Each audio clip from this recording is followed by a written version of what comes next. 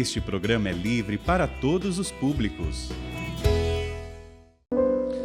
Às vezes a gente tem a sensação de que a nossa vida é sempre um processo de construção. E não. Às vezes a gente acha que nós só estamos somando. Também há subtrações. Nas perdas que enfrentei para eu ser quem sou. Eu acredito verdadeiramente nisso. Se eu for olhar para a história que eu já vivi até os dias de hoje, as perdas foram fundamentais para que eu pudesse ter a coragem que eu tenho, as convicções que hoje me moldam. Se eu tivesse perdido menos, talvez eu não tivesse alcançado tanto. Quando eu falo de alcançar, eu não estou me referindo a uma vaidade de ter me tornado quem eu pude me tornar, de ter o alcance que hoje eu tenho com o meu trabalho, não. Eu estou falando no mais íntimo, naquilo que talvez alguns poucos acessem. O Fábio que eu sou, na minha intimidade, e que eu tenho feito um esforço para partilhá-lo cada vez mais, para mostrar quem eu sou, porque me faz bem. Tantas perdas foram necessárias para que eu tivesse condições de ser o homem que eu sou. Fico pensando em você também, que enfrenta diariamente perdas, sempre com uma tentação de pensar que essas perdas são somente negativas, que elas não condensam possibilidades. Sim, quantas vezes na minha vida eu pude porque perdi. E no momento que estamos perdendo, não temos a clareza de que aquilo pode ser um ganho. Deus nos protege às vezes quando nos diz não, eu gosto de dizer. Ontem, por exemplo, eu me programei para ir para Maricá. Ia sair de Taubaté mesmo, um aviãozinho ia me levar para facilitar o meu retorno, também a mesma coisa. Aí o tempo fechou e imediatamente eu tive uma tentação de pensar, deu tudo errado.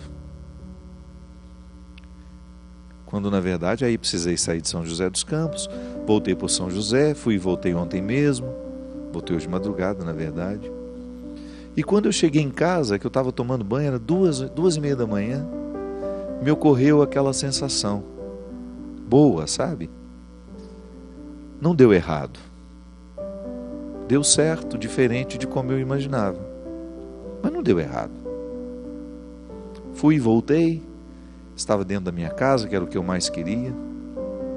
Ultimamente eu confesso para vocês que o que eu mais tenho desejado é ficar na minha casa.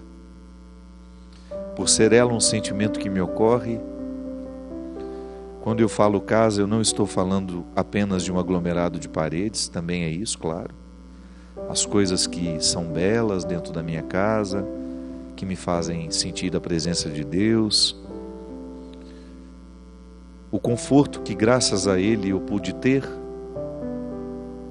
O conforto de ter uma casa que possa me abrigar do frio, do calor, do tempo, né? Uma casa em que eu possa descansar, desfrutar de um silêncio maravilhoso, porque moro na roça. Quando eu falo casa, voltar para casa, é viver o sentimento que me ocorre quando eu entro ali dentro.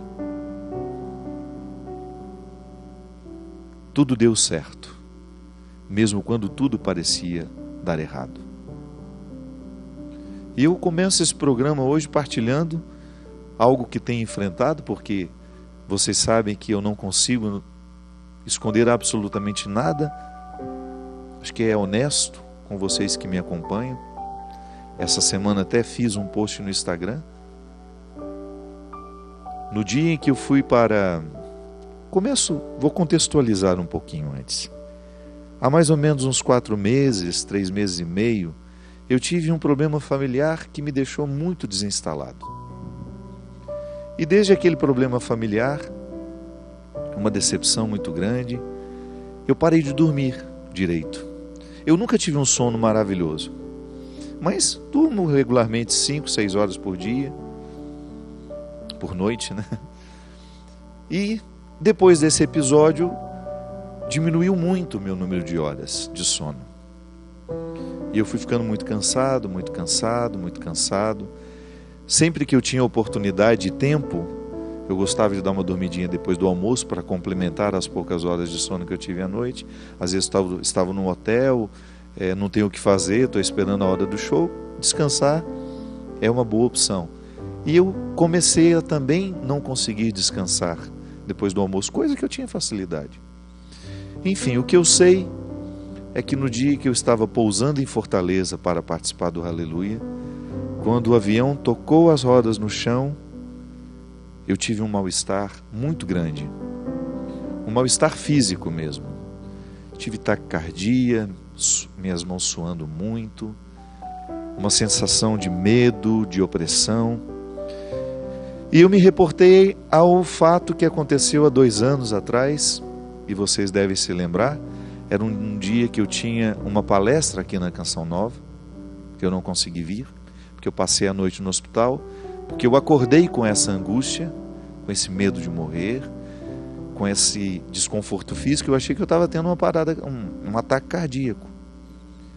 Chamei a Cidinha na época, ela me levou para o hospital de madrugada, fiz todos os exames e fui diagnosticado naquela época com síndrome do pânico. Eu optei por não fazer o tratamento.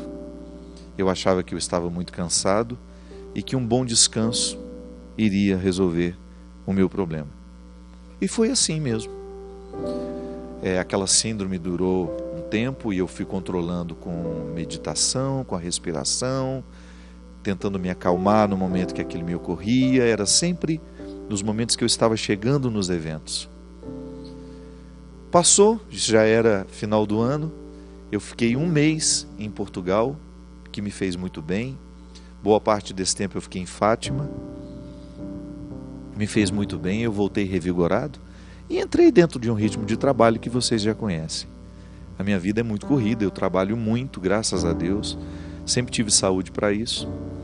E quando pousei, eu em Fortaleza, naquele dia do Aleluia, eu senti que alguma coisa aconteceu comigo. Alguma coisa que eu não soube explicar. E para eu dar conta, desde a síndrome do pânico, eu sempre levo um remedinho que o meu médico na época disse: tenha sempre com você. Que se por acaso você sentir o pânico, fisicamente é muito desconfortável, você tendo um remédio, você vai resolver na hora. E assim eu fiz. Eu controlei aqueles 3 dias que eu estava viajando. Eu fiz show em Fortaleza, em Natal no sábado e depois no interior do Ceará. Me desculpe, eu estou com a minha memória um pouco ruim esses dias, eu não me lembro o nome da cidade. Fiz esses 3 shows com muito sacrifício, à base desse remédio que tinha comigo. E quando eu cheguei na segunda-feira em casa, que eu fui recebido pelos meus, eu literalmente desabei, minha gente. Eu passei 1 semana, quase 10 dias, mergulhado num estado emocional, espiritual, que eu nunca tinha experimentado na minha vida. Eu sempre dizia que a morte da minha irmã Heloísa foi a pior fase da minha vida. Eu dizia que aquele acontecimento era o que de mais penoso eu havia enfrentado. Mas não, foi isso. Essa semana que eu vivi, esse tempo que eu passei agora, foi o pior tempo da minha vida. Fui a um médico, estou sendo acompanhado por uma psiquiatra de São Paulo. Estou tomando uma medicação para controlar isso. Mas não me sinto inteiro. Não me sinto inteiro. Estou aqui hoje porque até comentei com a Aziza, que veio comigo, gravou comigo o programa da semana que vem. Comentei com ela que eu sentia necessidade de vir aqui, porque aqui na Canção Nova é um espaço muito sagrado para mim. O programa de Direção Espiritual é uma oportunidade única que eu tenho de ser quem eu sou, de encontrar-me toda quarta-feira com tantas pessoas que eu tenho certeza que já passaram e passam por essa mesma situação que eu, e fui eu, de repente, um instrumental, parte da cura, da libertação, de todos esses processos opressivos que muitas vezes chegam até nós por causa do nosso estilo de vida. Eu não acredito que Deus queira isso para nós. É que nós vamos assumindo tantos fardos. Eu tenho uma vida muito pesada. Emocionalmente eu sou exigido demais o tempo todo. Eu nunca escondi que eu não gosto de tirar foto, nunca escondi isso de ninguém. Eu tiro foto o tempo todo. E tiro com carinho, não tiro com rancor, não tiro, sabe? Faço com carinho mesmo, mas não é uma coisa que eu gosto. O meu dia a dia é muito cansativo por causa disso. Todos os lugares que eu vou, as pessoas me encontram, é sempre um vídeo que a gente tem que gravar. São muitas demandas, mas são muitas, não são poucas. Tudo isso eu acolho com carinho, mas isso vai dando um déficit na gente, né? E eu confesso que eu estou vivendo um momento da minha vida em que meu desejo era parar tudo. Tudo. Algumas coisas eu sei que eu não posso parar. São contratos assinados que complicam a vida de quem assinou, das partes que assinaram. Então eu tenho pedido a Deus força, coragem, esse auxílio médico para eu ir cumprindo aos poucos a minha agenda. E hoje eu quis estar aqui justamente para dividir isso com vocês. Esse momento difícil que eu vivo está sendo para mim de aprendizado também. Quando eu dizia nessa canção que eu fiz o ano passado, nas perdas que enfrentei para ser quem sou, eu tenho certeza que tudo isso que está sendo penoso para mim hoje será de profunda eficácia na elaboração de um novo Fábio. Eu nem me refiro ao Padre, eu me refiro ao ser humano que eu sou.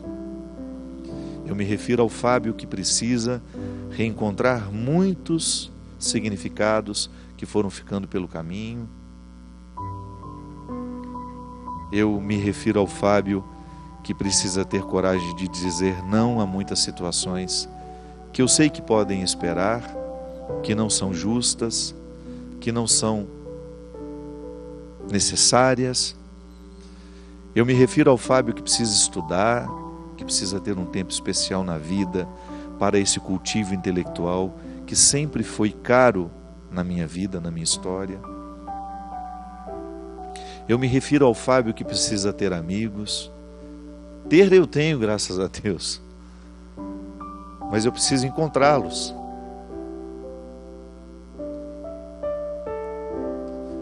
Às vezes eu não tenho tempo de viver o que eu preciso viver. Eu não estou reclamando não, viu? Estou só refletindo. Não quero nunca falar da minha vida com rancor, com mágoas ou me sentir vítima disso. Não, tudo isso é fruto de escolhas que eu fui fazendo, conscientes ou não. Mas o que eu preciso dizer é que existem necessidades que quando a gente não cuida, a gente vai adoecendo. Eu não sei exatamente o que significa a síndrome do pânico. Eu só sei que é uma coisa muito ruim de sentir. E quem já sentiu isso sabe quantas pessoas, a partir do post que eu fiz no Instagram, contaram para mim: padre, eu também tenho isso, eu também lido contra isso. Nós não sabemos quais são as origens disso.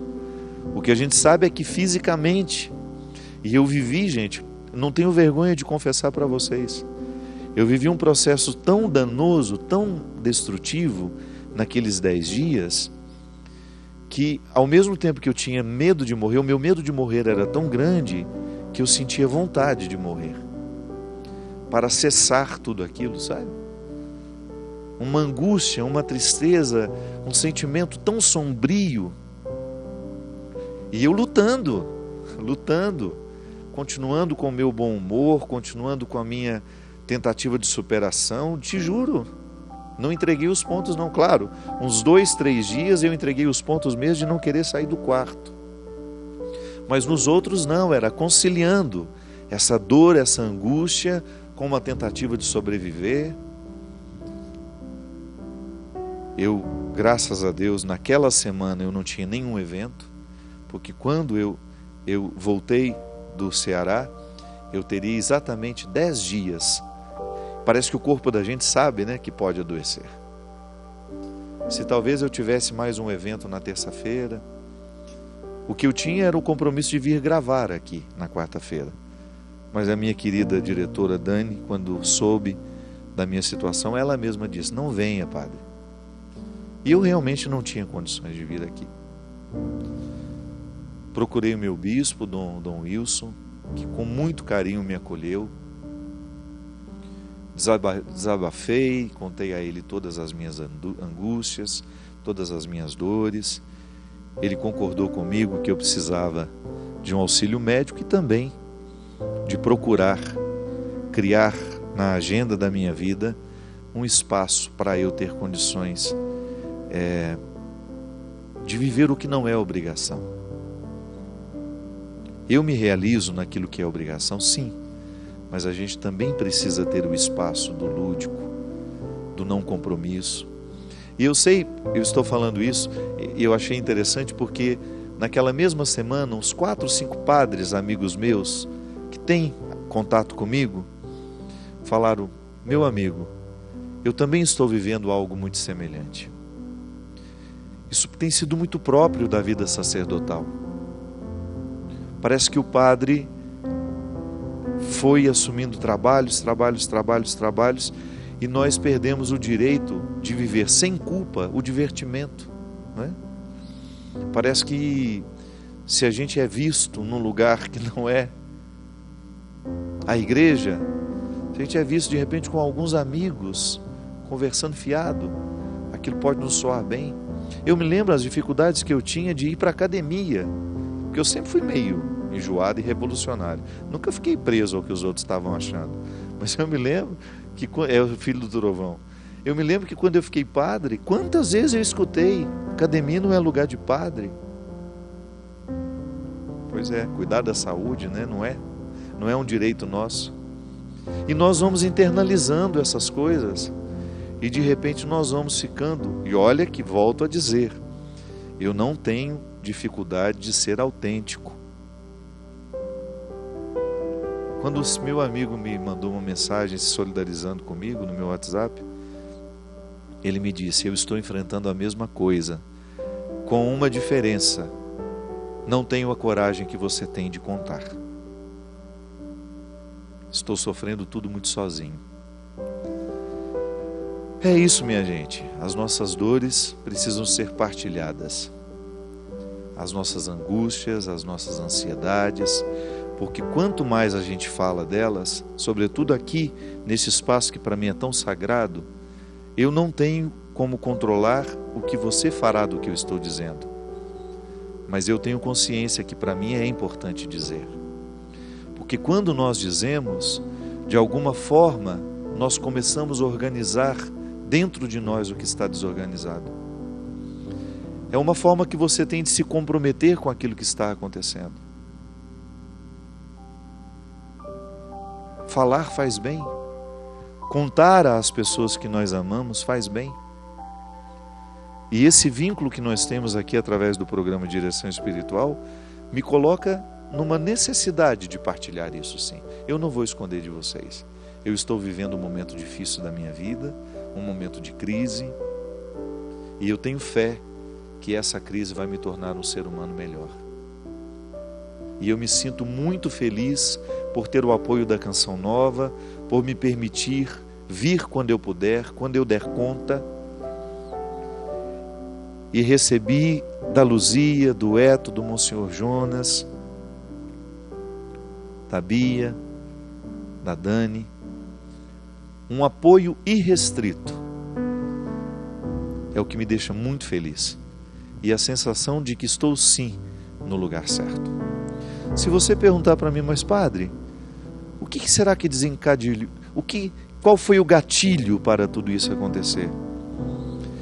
Eu identifico a morte da tia Socorro como um momento crucial para que esse processo fosse despertado. Porque só eu sei o tanto que eu estava entusiasmado com a presença da Tia Socorro na minha vida.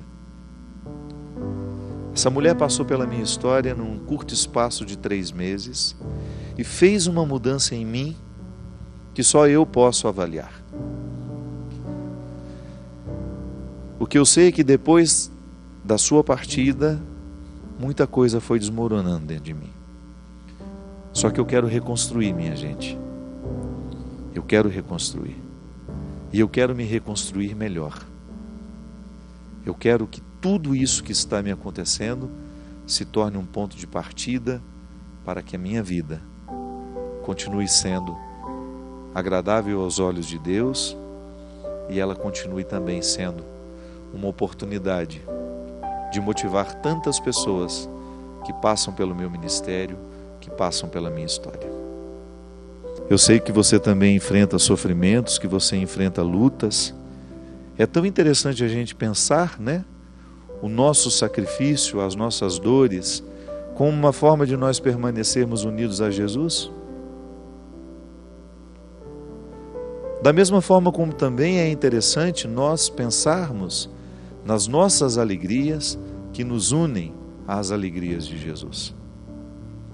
Jesus foi um homem que gostou de viver, soube viver, teve bons amigos e fez de tudo para que nós aprendêssemos com ele a também complementar na nossa vida e na vida dele. É uma experiência de complementaridade. Jesus me complementa e eu também o complemento. O mistério da encarnação continua em nós. Eu sou esse mistério de Deus pelo mundo afora. Deus age através de mim, Deus fala através de mim. Então é complementar. É uma parceria, claro, ele tem a primazia de tudo, ele é Deus. Mas eu também sou um lugar privilegiado para a sua ação. Vou atender aqui uma pessoa que nos escreveu, o Bruno Breijão. Boa noite, padre.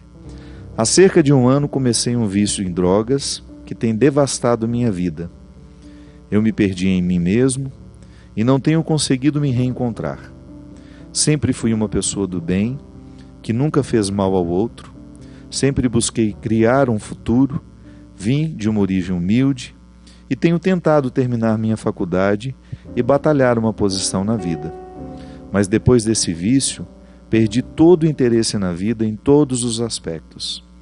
Eu procuro me apegar na fé, mas sou fraco e não consigo ter uma vida em Cristo, mesmo admirando como pessoa, como exemplo de bondade, retidão, e sinto que estou ingrato com Deus, pois Ele me deu muitas oportunidades e sempre me guiou, me deu um som ao qual não dou valor. Sei que posso progredir na vida, ser feliz, mas não sei mais o que fazer para voltar ao meu eu. Eu queria uma orientação sobre isso. Como reforçar minha fé e agradar a Deus e fazer jus a tudo que Ele me deu e toda a proteção que Ele dá? Bruno, meu filho, primeira coisa que você precisa fazer é retomar o território da sua pertença.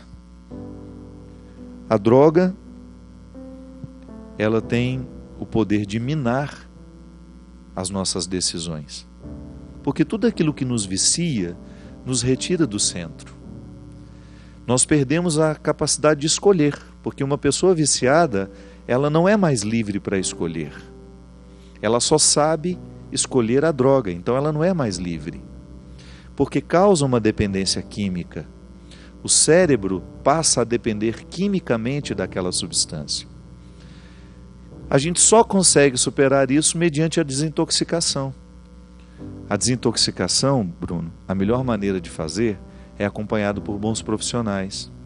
Para isso nós temos clínicas especializadas em desintoxicação de pessoas viciadas. O álcool vicia, a pessoa precisa passar pelo processo da desintoxicação. A maconha, a mesma coisa, a cocaína, o MD.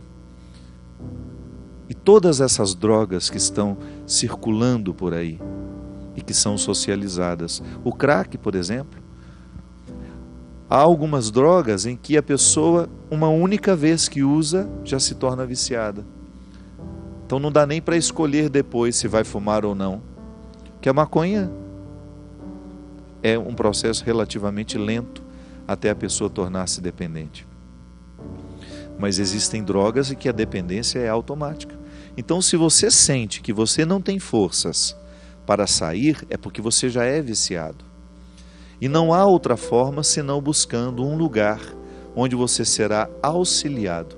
E eu já acho de extrema coragem da sua parte, Bruno, dizer que você precisa dessa ajuda. Mas não sou eu que posso lhe dar essa ajuda. Eu posso até desencadear em você o desejo de ir buscar a ajuda, mas quem vai lhe ajudar a viver essa cura são aquelas pessoas especializadas em clínicas de recuperação, como nós temos a comunidade Betânia do meu querido amigo Padre Vicente, Padre Lúcio, tem a Fazenda do Frei Hans, onde você tem ali pessoas reconstruindo as suas histórias, libertando-se de tudo aquilo que as escravizavam. Porque a droga, Bruno, ela faz com a gente, ela vai retirando de nós a capacidade de querer o que nos faz bem. É impressionante quando você pega uma pessoa viciada, como você identifica nela a autossabotagem. Jogar para dentro do corpo uma substância que você sabe que mata. Mas por que você faz? Porque você já perdeu o poder de escolher. O cigarro, vamos nas drogas mais simples. O cigarro mata muito no mundo o tempo todo, porque ele provoca muitas doenças, não são poucas. Provoca naquele que fuma e naquele que recebe a fumaça do lado. Quantos maridos que fumam dentro do quarto e as mulheres desenvolvem doenças ainda piores, porque, segundo os estudos, a fumaça, depois de jogada fora, ela ainda está pior do que quando ingerida. E às vezes nós fumamos perto dos nossos filhos. O cigarro é uma droga socializada. Eu desafio todo fumante que fala eu paro quando eu quero. Eu nunca consegui encontrar alguém que de fato parou quando quis. Sempre enfrentou muita dificuldade. Por quê? A substância provoca uma dependência. O cérebro passa a ser dependente daquele bem-estar que aquela substância provoca. É como ser viciado em atividade física, o que é um bom vício. Não pode, claro, virar uma neurose.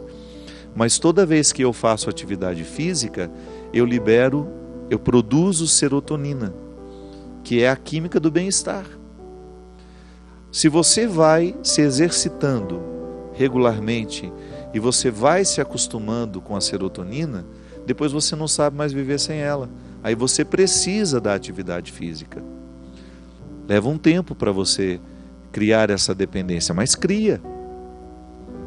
Agora, infelizmente, o que é ruim, a dependência é muito mais rápida. Fuma um cigarro hoje, outra manhã, e daqui a pouco você não consegue mais parar de fumar um maço de cigarro por dia, depois 2 maços de cigarro por dia, e por aí vai. A droga é a mesma coisa, com agravante. Você, para ter a droga, você precisa frequentar o mundo do crime. Aí você começa a correr riscos. Para você comprar, você tem que frequentar o mundo do crime. É um agravante. Então procure essa ajuda, querido, por amor que você tem a você. Sabe, pelo respeito que você tem por você. Proteja-se. A melhor forma que você tem de se proteger nessa hora é esse primeiro passo que você já deu, que é justamente ter coragem de assumir que você está precisando de ajuda e depois entrar dentro de um processo terapêutico que vai arrancar as raízes dessa dependência na sua vida. Nós torceremos por você, viu, Bruno? Porque nós ficamos muito felizes toda vez que nós sabemos que alguém foi capaz de superar-se. Toda vez que alguém foi capaz de vencer as suas dificuldades.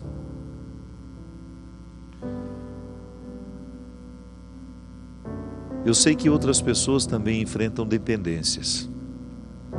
Às vezes nós podemos estar dependentes de pessoas, de situações. Isso tem muito a ver com o sequestro da subjetividade, que eu trato no meu livro Quem Me Roubou de Mim, que é quando eu perco a capacidade de ser o centro das decisões. Uma pessoa pode me intoxicar quimicamente e eu passar a depender dela quimicamente. Tudo isso precisa ter cuidado, não é? Tudo isso precisa ser muito vigiado por nós, porque nada pode se tornar maior do que nós mesmos. Tenho o direito de amar, eu devo amar, mas o amor que eu tenho ao outro não pode ser maior do que o amor que eu preciso ter por mim. O cuidado que eu tenho com o outro vai passar pelo cuidado que eu tenho comigo. Não posso oferecer aquilo que eu não tenho. Se eu não tenho o que oferecer. Quando eu partilhei com vocês aqui a minha dificuldade, a minha angústia, é justamente isso. Quando você percebe que você já está oferecendo aquilo que você já não tem mais. Que o desgaste está sendo maior e que você precisa fazer alguma coisa para contornar esse desgaste. Antes que você sucumba. Porque é assim, Bruno, se a gente não toma cuidado, a gente morre antes da hora. Porque a gente não soube tomar a decisão certa. Porque a gente não teve coragem de dar o passo na direção de uma solução. E não é só o Bruno, não. Nós estamos todos muito intoxicados. Se você for pensar, nós estamos intoxicados dos nossos celulares.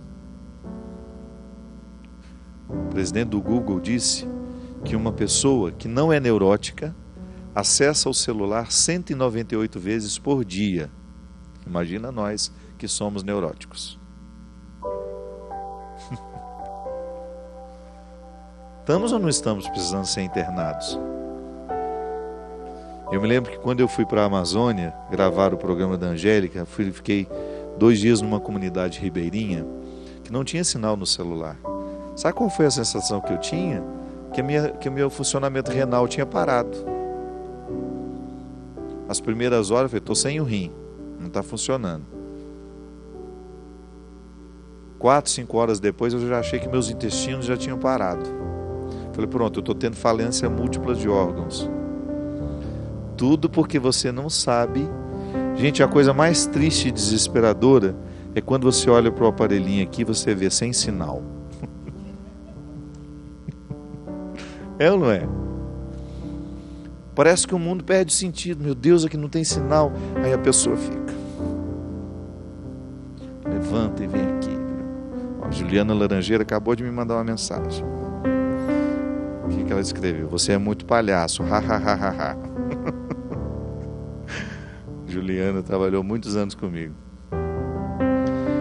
Tem um centro de espiritualidade em Campos do Jordão que lá não pega. E de vez em quando a gente via uma outra pessoa subindo nos pinheiros para ver se arrumava um sinal de celular. Impressionante, nós precisamos ser desintoxicados em muita coisa. O Bruno está vivendo uma dependência química que precisa de ajuda mesmo. E nós estamos também todos, de alguma forma, necessitados de viver uma desintoxicação. Uma escolha por nós, sabe? Uma escolha por uma vida mais leve, mais bonita, mais saudável.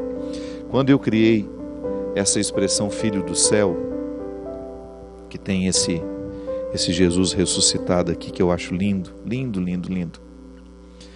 Quando eu criei o Filho do Céu, eu queria justamente homenagear o Padre Léo. Porque eu não sei se você conhece esse CD Filho do Céu. Se não conhece, aqui na Canção Nova ainda tem. Você pode comprar através da Canção Nova. Eu quis homenagear o Padre Léo, que partiu e cuja pregação, a última que ele fez foi: buscai as coisas do alto. Filho do céu é uma homenagem a ele. Filho do céu, não é assim? Filho do céu, teu amor me faz vencer, teu amor me faz dizer, sou filho do céu. Buscar as coisas do alto é um desafio muito grande, porque somente as coisas do alto nos desintoxicam. Ontem eu falava isso com um amigo meu. Olha, você cuida muito do seu corpo, está na hora de você cuidar um pouco da sua vida intelectual, porque é isso que nos sustenta no final da vida. Vida intelectual é vida espiritual também, não tem diferença não. Eu não vejo distinção nenhuma entre vida intelectual e vida espiritual, porque o intelecto alimenta o espírito, da mesma forma como o espírito alimenta o intelecto. A gente ter uma boa leitura, sabe, a gente abrir mão um pouquinho desse aparelho que nos dispersa tanto, para a gente poder dedicar algumas horas a um livro, sem você interromper. Eu desafio. Se você pega um livro para ler, quantas vezes você interrompe a leitura porque o infeliz apitando? Porque está todo mundo viciado, está todo mundo intoxicado, então nós estamos mandando milhões de mensagens o tempo todo. Então, esse desafio do Bruno, numa situação mais radical, é nosso também. Procure saber onde é que você precisa se desintoxicar, antes que você tenha uma overdose, igual eu estou tendo. A síndrome do pânico não é outra coisa senão uma overdose de coisas que estão contrariando. E o corpo grita, o corpo reage, o corpo pede socorro. Que Deus Todo-Poderoso derrame sobre nós a sua bênção. Ele que é Pai, Filho e Espírito Santo. Amém.